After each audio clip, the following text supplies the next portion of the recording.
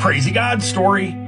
This is one of my absolute all-time favorites. In September of 1998, I walked into a truck stop outside of Seguin, Texas, because I wanted to use the payphone to call my ex-girlfriend that had recently broken up with me.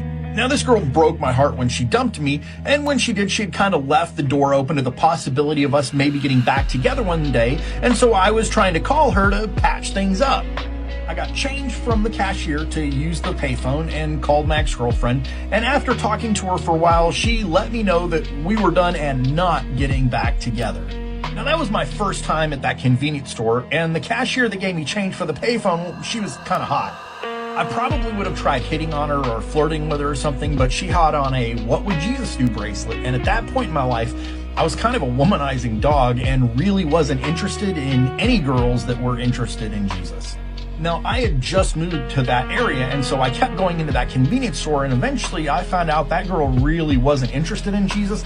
It was just something that she was wearing. So I got her number, we started dating, and within probably a month, I was head over heels in love with this girl. I dropped the L word, and a few weeks later, when she was headed out of town on a trip with one of her friends to Tennessee that they'd been planning for a long time, in the car on the way to the airport, she asked me to marry her. I said yes, and 3.5 months after I met this girl, on December the 8th, 1998, we got married. I would love to say that everything went great, but that wouldn't be true. Our marriage was a train wreck from the start, and mostly it was because of me. See, I was like the woman at the well in John chapter 4. I was empty inside, and I had been using relationships to try and satisfy what was missing. Once I got married, I wasn't running around on my wife, but I was incredibly selfish and self-centered. I lived for myself. I was constantly trying to fill that void inside of me, and no matter what I did, I just messed my life up more and more.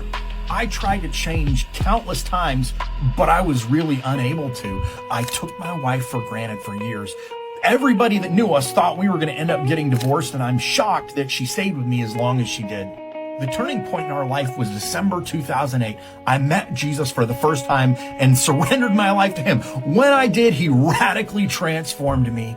I'd always wanted to love my wife well, but I never knew how until I met Jesus. He showed me what true unconditional love looked like for the first time in my life, and then taught me how to love my wife in that way. Today, my wife and I are head over heels in love with each other. We have the type of relationship that people strive for. We are marriage goals. If that's what you want, surrender your life to God and allow him to transform you into the spouse he intended you to be.